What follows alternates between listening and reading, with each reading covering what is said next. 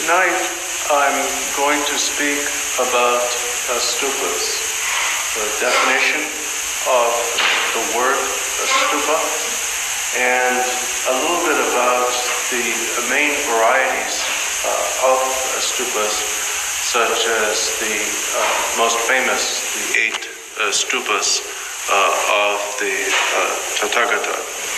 So we'll talk about the origin of these types of stupas, as well as their physical shape, so that you can identify them.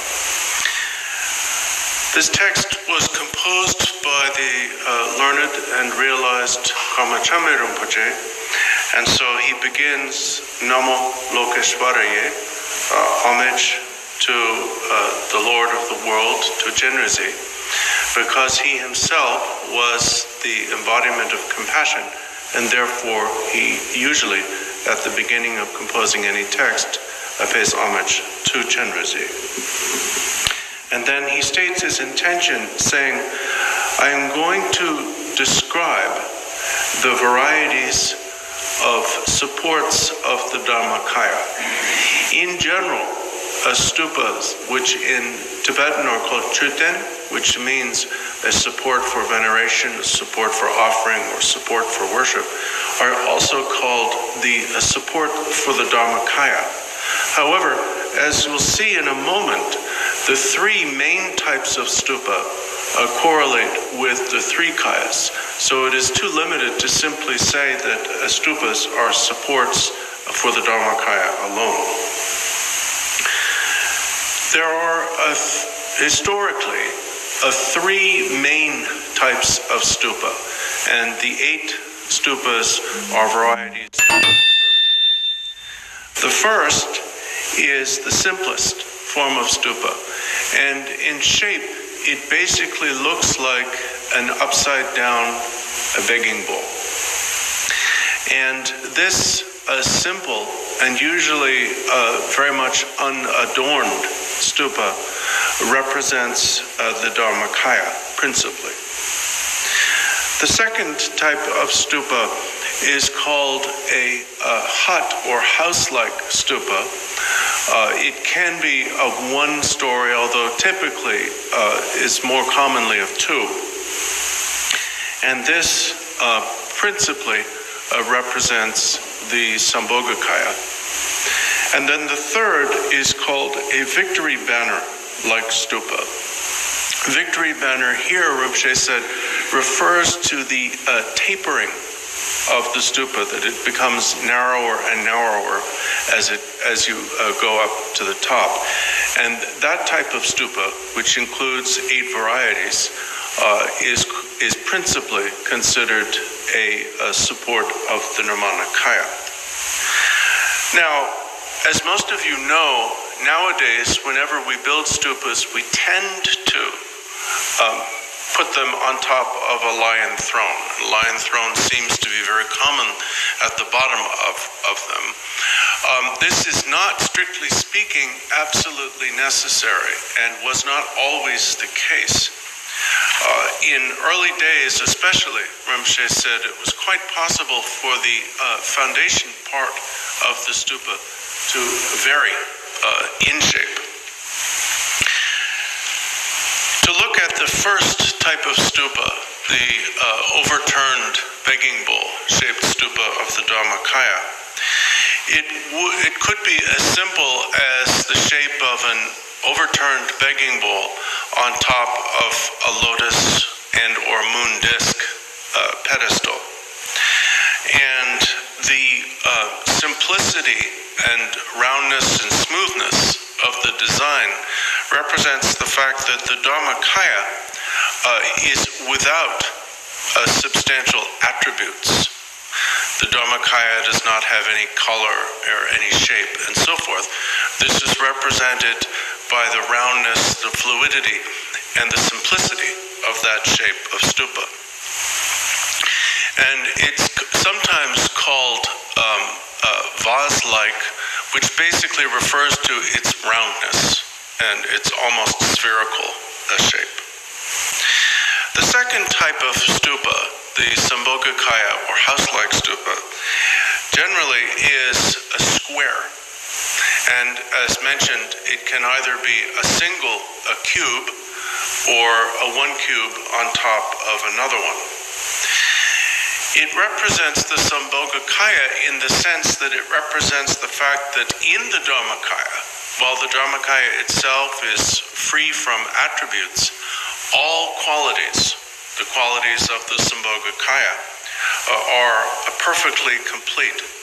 And furthermore, that the completeness of the qualities of the Sambhogakaya within the Dharmakaya and its absence of attributes are not two different things. They are equal. So therefore, in order to demonstrate that equality of positive qualities and absence of attributes, it is shaped like a perfect cube. The third type of stupa, the ones that are tapered, which are the types of stupa with which most of us are more familiar, is called the victory banner-like stupa. And this type includes 8 major varieties, and these are called the 8 stupas of the Sugata or the Tathagata, because they commemorate and originally miraculously appeared at the time of 8 events in the life of the historical Buddha. In the case of all of these stupas, including the 8 stupas, the foundation or the throne on which the stupa is placed can vary. It can be a square, for example, as in the case of the lion throne that is commonly used nowadays. But it can also be round, such as a lotus and a moon disk, or it can be semicircular. In other words, whatever is considered most beautiful or most appealing, either by the donor who requests or commissions the stupa, or the guru or gurus directing the stupa's installation. And it may also be based on taking into account the terrain on which the stupa is going to be placed. In any case, whatever the shape of the foundation, the very bottom level on which the stupa is going to be built or placed, it represents the 10 virtuous actions. And the reason for this is that the 10 virtuous actions are the starting point of the path which will culminate in Buddhahood. So therefore, the very bottom or foundation level of the stupa and the foundation itself always represents those 10 virtuous actions. Now, with regard to the general shape of the 8 stupas themselves, they are similar from the what we could call the mouth or face of the stupa down to the moon disk or the base of the stupa. But as there are 8 of them, they vary a little bit in minor features. And these features are how you can recognize them and tell them apart. The one type of stupa has a prominence or a protrusion in each of the 4 directions. And the first of its stages, the first of its steps, is round with the appearance of lotus petals. There are either 4 or commonly 7 in each of the 4 directions. And this stupa commemorates and first spontaneously appeared when the Buddha was born. When the Buddha was born, as he emerged from his mother's body, he arose and took 7 steps. Some say 7 steps in each of the 4 directions.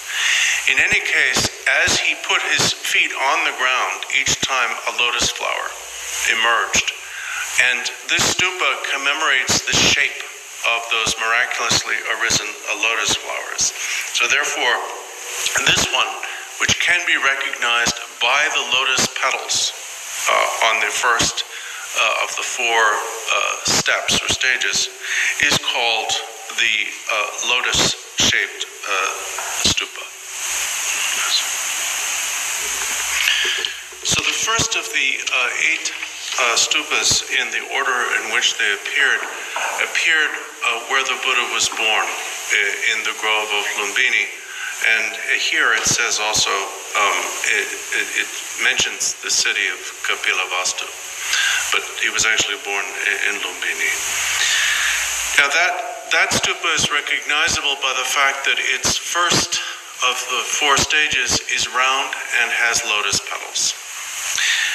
The second type of stupa, which is called the stupa of Great Awakening, has 4 stages that are all square.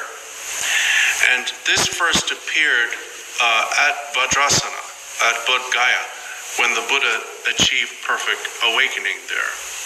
And so it is called the stupa of awakening. The third type of stupa is also the 4 levels are square, and there are also 4 of those levels. But it's distinguished by the fact that there are doors. It is decorated with doors. There can be 4 doors representing the 4 Noble Truths, 8 doors representing the 8 miraculous aspects of liberation, 12 doors representing the 12 links of interdependence, or 16 doors representing the 16 emptinesses. In any case, this stupa first appeared when the Buddha first taught at Varanasi, and therefore is called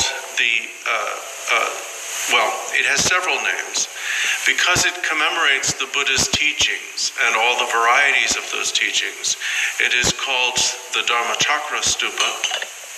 It's also sometimes called the stupa of wisdom, but the most common name is the auspicious stupa of many doors or many gates, because it represents the many gates or aspects of Dharma through which the Buddha benefits beings. So the third type of stupa is the Tashigomon, or stupa of many gates. For example, the well-known one in Crestone. The fourth type of stupa appeared when the Buddha demonstrated miracles in order to overcome the opposition of the 6 Tirthika teachers. And this stupa is recognizable by the fact that, like the last 2, it also has 4 square stages. But in each of the 4 directions, there is a prominence or something sticking out.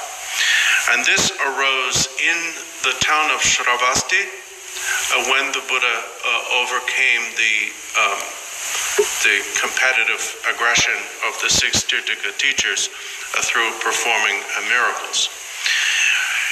It has 2 names. It's sometimes called the stupa of overcoming the Tirthikas, and sometimes, because the Buddha did so by demonstrating miracles, it's called the stupa of the Buddha's display of miracles. In any case, that is the 4th type of stupa, and arose in Shravasti.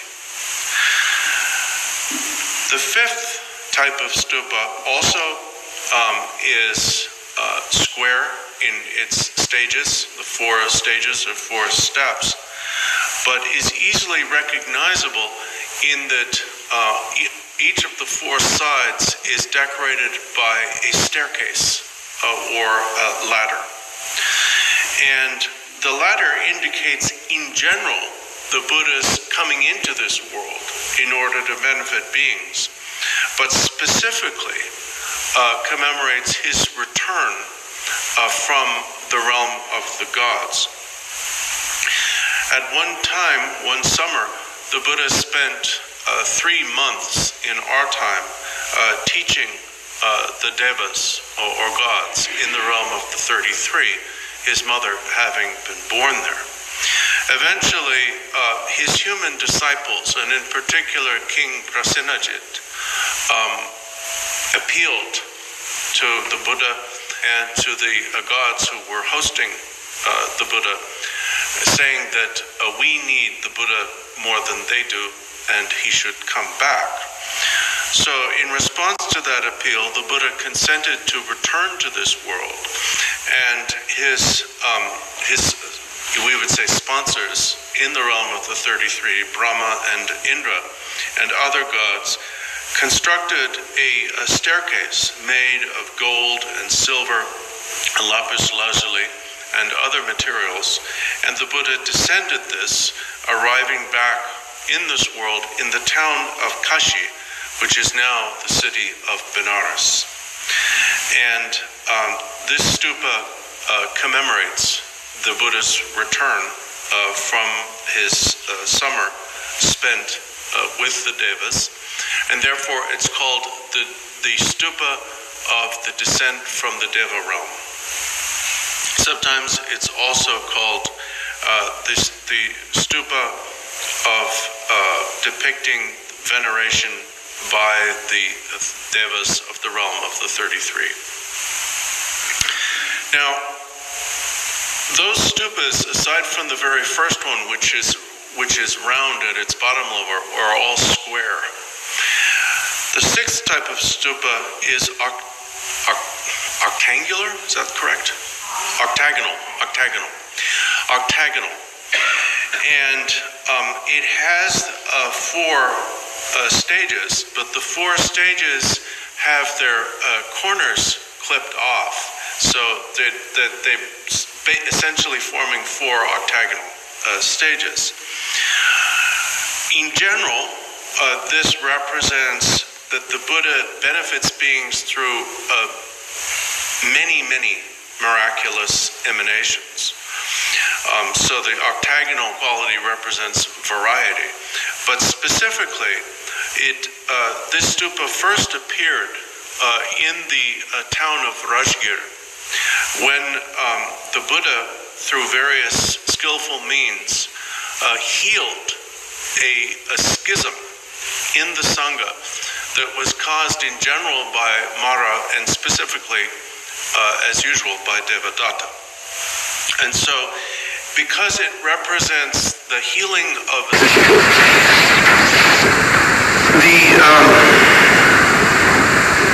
the 7th type of stupa, like the other, has 4 stages or 4 steps. But in this case, the first of the 4 stages is square, Rinpoche said, but the other 3, the second, third, and 4th steps are round, to represent the 3 gates of liberation. And this stupa first appeared in the city or town of Vaishali when the Buddha chose to, through his own blessing, lengthen his life. Normally we have a karmically limited lifespan. In the case of the Buddha, he was able, because he was the Buddha, to choose to lengthen his life for the benefit of his disciples. And so, because this stupa arose in Vaishali when he did so, it's called the stupa of utter victory, or otherwise, the stupa commemorating the Buddha's blessing his own longevity. Now, all of these stupas, as was said before, can have a base of many different types. They don't have to be based upon a lion throne, as we saw before. But they all have above that, the 4 steps, and then the vase, and what's called the necklace, which is in this case, it's in between the vase and what goes above the vase, which we'll get to in a minute. But if what goes above the vase, which is a square box-like shape,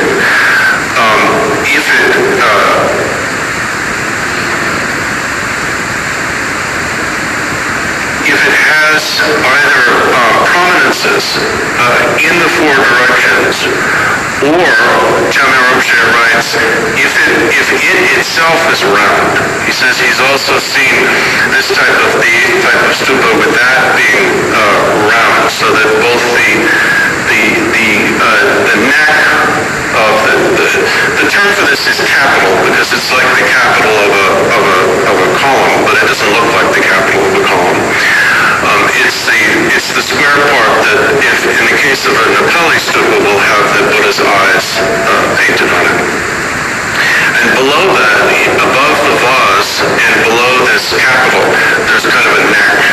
And Chalmers Rinpoche says he's seen in some cases that for this 8th type of stupa, rather than having prominences in the 4 directions, the capital and the capital's base or neck can be round. In either case, it represents the utter pacification and transcendence of all elaborations. And it arose in the town of Kushanagara when the Buddha passed into parinirvana.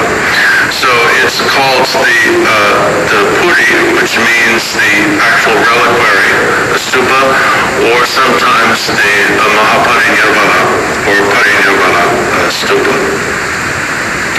So at this point, we've gone through the names, the origin of when they first appeared, and the shapes of the 8 types of stupa, all of which are sub-varieties of the victory banner-like stupa. And now we're going to go through what they mean, what the features that are common to all 8 types of stupa actually represent. As was said at the beginning, the foundation or base of the stupa, whatever shape it may take, represents the 10 virtuous actions. Because the 10 virtuous actions, the commitment to them, the performance of them, and the pursuit of them is the very starting point of the path to Buddhahood. Above the base, there are 4 steps. The first step represents the 4-fold establishment of mindfulness. So usually these are square, so each one can represent 4 things. And Rinpoche says this evening he's not going to go through each of these 37 factors of awakening one by one, but the 4-fold establishment or close placement of mindfulness is the practice on the lesser path of accumulation, the first level of Buddhist practice, and is the cultivation of these 4 aspects of mindfulness, Rinpoche said, in order to be able to properly practice and stick to the 10 virtuous actions. The second step represents 4-fold perfect relinquishment, which is the practice on the intermediate path of accumulation. The third step represents the 4 feet or bases of miracle, which are the practices on the greater path of accumulation. The fourth and final step or stage represents the 5 faculties, which are what are cultivated on the first 2 of the 4 levels of the path of juncture. Then the necklace or seat for the vase represents the 5 strengths, intensified form of those 5 faculties and are what is practiced on the final 2 levels of the path of juncture. So up to, but not including the vase, the stupa represents the path, the 2 paths of accumulation and juncture, the paths of an ordinary individual. The vase represents the path of seeing, and its practices the 7 factors of awakening, and therefore the first bodhisattva level. The capital above the vase, which we saw is a square usually, and in the case of a stupa in Nepal, will have the Buddha's eyes painted on it, represents the Eightfold Noble Path, which is what is cultivated on the path of meditation of the remaining 9 bodhisattva levels. Now, inside the stupa, there is always a life tree. The life tree represents the 10 knowledges of the Buddha, which are the perfect form of recognition of the nature of things, recognition of the ground. And Rinpoche said the fact that the life tree goes from the base of the stupa all the way up to its top represents the fact that the entire path is a process of gradual or increasing discovery and revelation of the true nature of things as it has always been. Meanwhile, back to the outside of the stupa, above the vase are 13 rings. And these rings are sometimes called wheels, sometimes called dharma chakras, and sometimes called parasols. In this case, they all refer to the same thing. And the first 10 of these represent the 10 strengths or 10 powers of which a perfect Buddha possesses. The remaining 3 represent the threefold establishment of mindfulness. Above those 13 rings will be another type of parasol, which is actually more of an umbrella. And this umbrella, which is just below the finial of a stupa consists of the moon, sun, and jewel usually, represents the Buddha's great compassion. The compassion of the Buddha is what protects beings from the rainfall of samsara. So therefore, if you refer to the Dharma chakras as parasols, this one should be referred to as an umbrella. The finial, again, Rinpoche says, usually consisting of a sun, moon, and jewel, represents the peerless Dharmakaya, which is, just as it is represented by the apex of the stupa, is the apex or peak of full and perfect realization of all things. It is the full realization of the attributes of the ground, because all obscurations, the emotional, cognitive veils, and subtle habits have been eradicated. This is in the case of a stupa that is a reliquary or commemoration of the Buddha. In that case, all of these features will be present, especially the 13 Dharma chakras and the umbrella. If the stupa contains the relics of a Pratyeka Buddha Arhat who was of the rhinoceros type. Now people always object to this because they say African rhinoceroses have 2 horns, so what does it mean that the solitary nature of the Pratyeka Buddha is represented by a rhinoceros? The Indian rhinoceros, which is now extinct, had 1 horn, and that's why it represents this.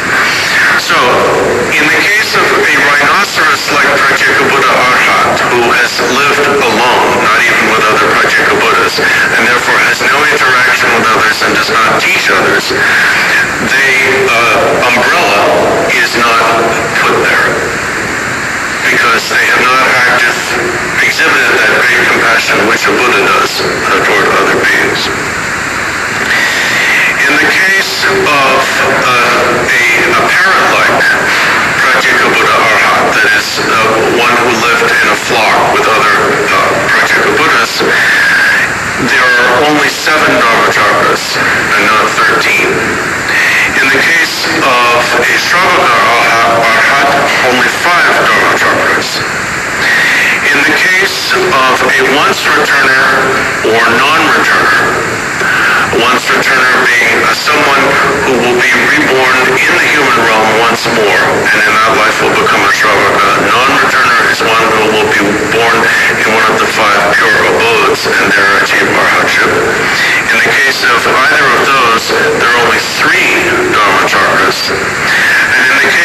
of a stream enterer, that is the lowest level of attainment in the common vehicle, is not yet the path of seeing or an Arya state, there is only one Dharma chakra.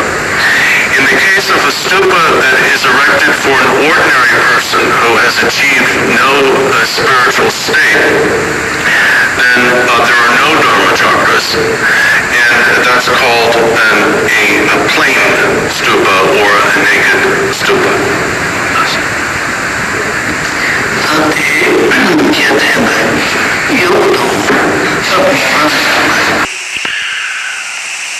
Now, you may wonder, but wait a second, the stupas that I've seen always have the 13 Dharma chakras and the umbrella and the whole thing, and I don't think they have the bodies of a Buddha or even a Prajika Buddha or Shravaka Arhat. So what's going on? If the stupa only contains the relics or body of a person, then it will be adjusted to that person's status. But the stupas that are made nowadays contain the dharanis and mantras of the Buddha, which we call the relics of the Dharmakaya. And therefore, every stupa that we construct now is in fact a stupa of the Buddha. And that is why we always make them with the 13 Dharma chakras and so on. So that is about the actual structure and the meaning of the structure of the stupa itself.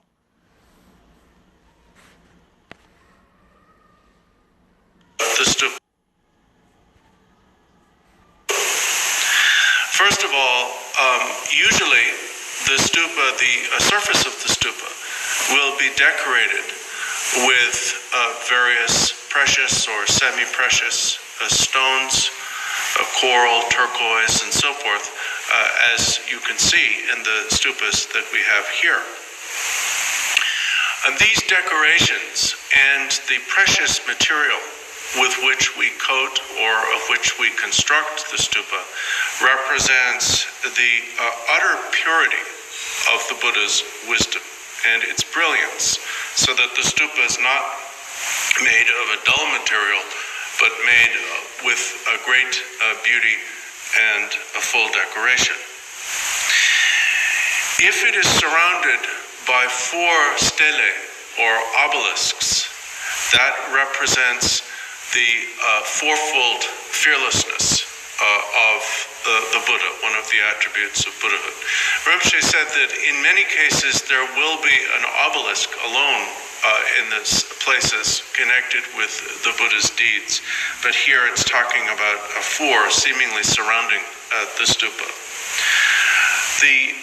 A staircase represents the Buddha's threefold transcendence of needing to sustain or guard anything. That the Buddha's body, speech, and mind is immaculate and does not need to be controlled. Then it says, the 4 victory banners emerging from the mouth of a makara, or a crocodile. Now, this can refer to, Rinpoche said, in the case of the house-like stupa, these will be more prominent. In the case of a victory banner like stupa, they may be around the, I can't read my notes. Oh, they may be around the, added to the stupa as decoration, in which case they'll have bells attached to them, and the clapper of the bell may be in the shape of a crescent moon.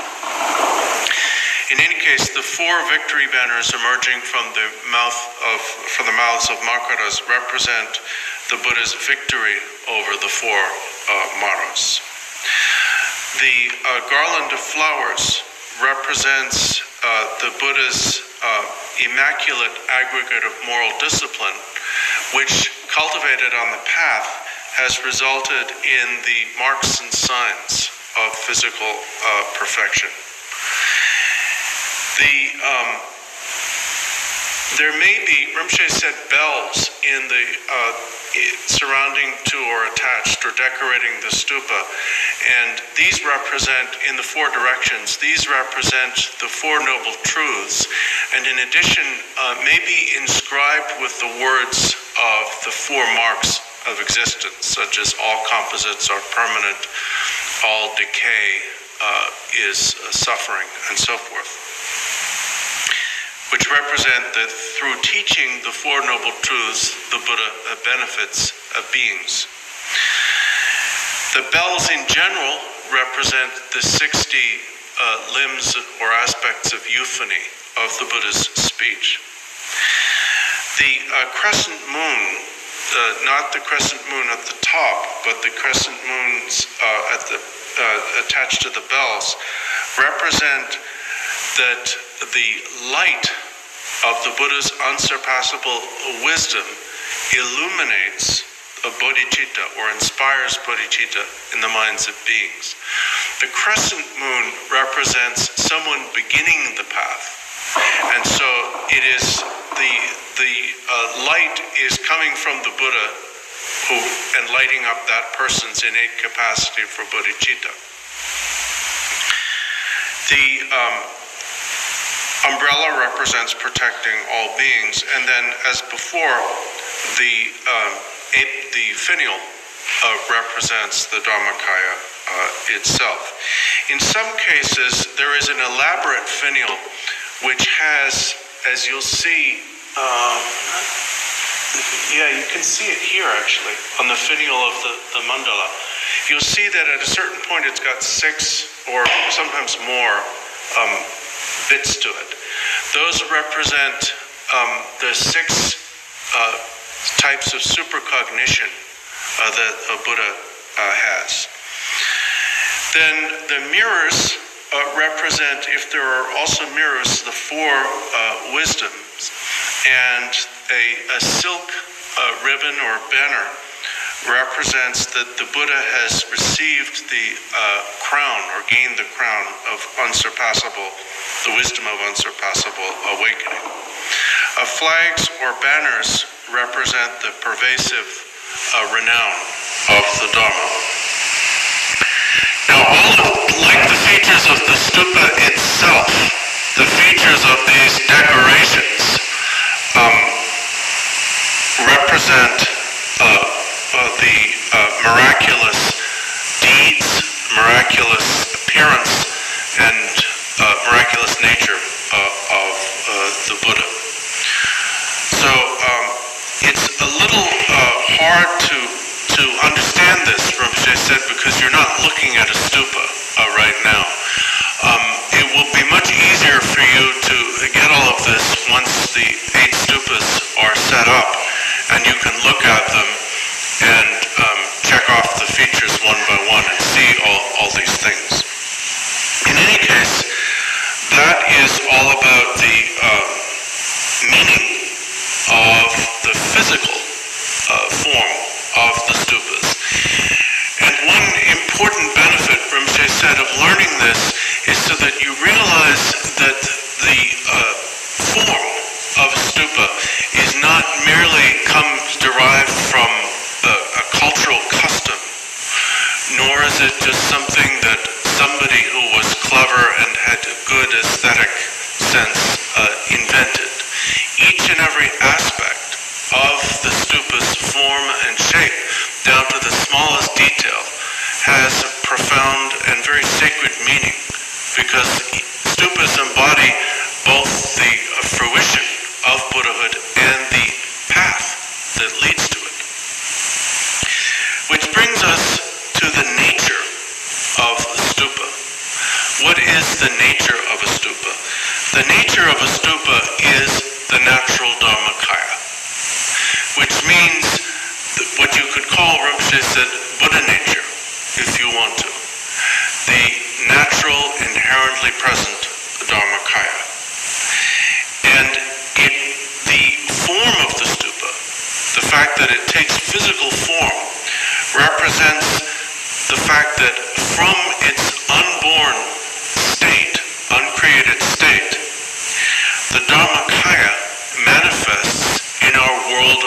appearances as an image of itself in the physical form of a stupa. So the physical form of a stupa is an expression of the Dharmakaya. And because it embodies all of the attributes of the Dharmakaya, as we have seen, that physical expression, that physical stupa, does not stray from the nature of the Dharmakaya itself. So therefore, it is called the reliquary of the Dharmakaya, because like a reliquary which holds physical relics, every stupa holds and communicates the meaning of the Dharmakaya. And that is the nature of stupas. Now, we refer to stupas as a support for worship or veneration or offering. Why are they called that? Because when someone builds a stupa, or prostrates to a stupa, or presents offerings to a stupa, circumambulates it, when people even see or hear about or touch a stupa, this causes all of their karma and kleshas to be gradually burned away and replaced with a brilliant flame, an unquenchable, brilliant flame of merit and wisdom. Therefore, stupas are the ultimate object or support or worship of all beings, humans and devas. And that's the definition of a chitten, or a stupa. The varieties you already know, the 3 stupas of the 3 kayas and the 8 varieties of the Nirmanakaya stupa. The ultimate stupa is, the discovery of the ultimate stupa is the achievement of perfect realization, the recognition of self-awareness as the unborn Dharmakaya that has been primordially, has been Buddha in the inseparability of samsara and nirvana. So when someone achieves the full realization of absolute truth, they discover what is called the stupa that is represented by the representative stupas. So in other words, stupas represent the Dharmakaya. When you realize the Dharmakaya, you've discovered the absolute or ultimate stupa. To conclude, all stupas of the Sugata, of the Buddha, while they can be divided based on their emphasis, include all 3 kayas. We refer to them as representatives of the Dhammakaya, but they include all 3. The square shape of the stages and other parts of a stupa, as well as the square shape of the house-shaped stupa itself, which all of which resemble the squareness of Mount Meru, are a support for the Sambhogakaya.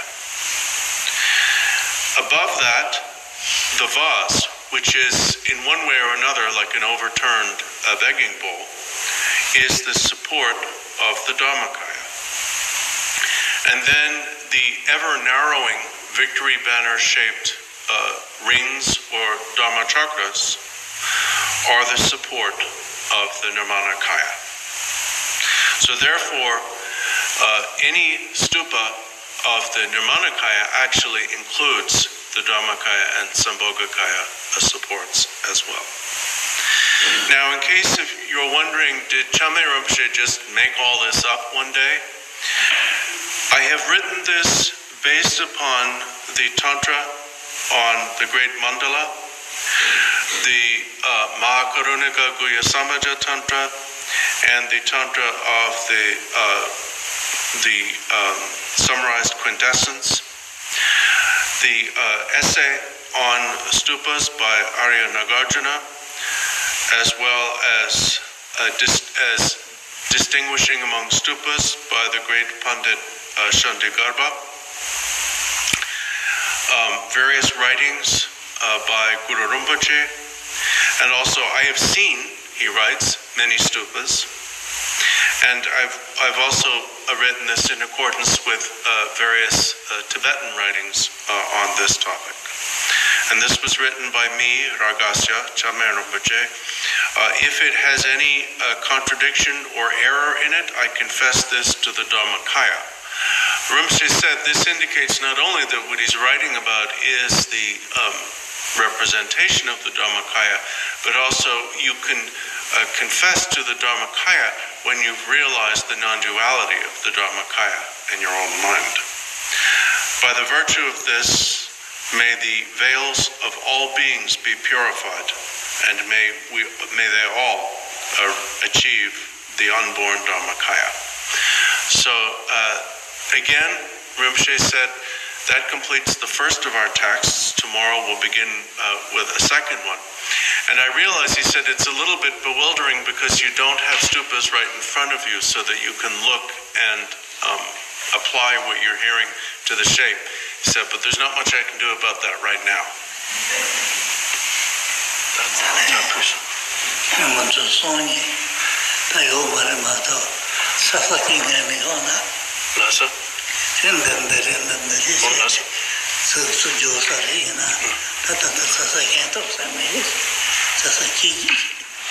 So tomorrow we're going to start talking about a specific type of stupa, which is called a satsa.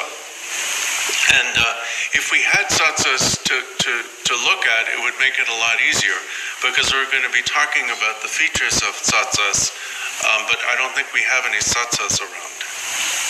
Okay?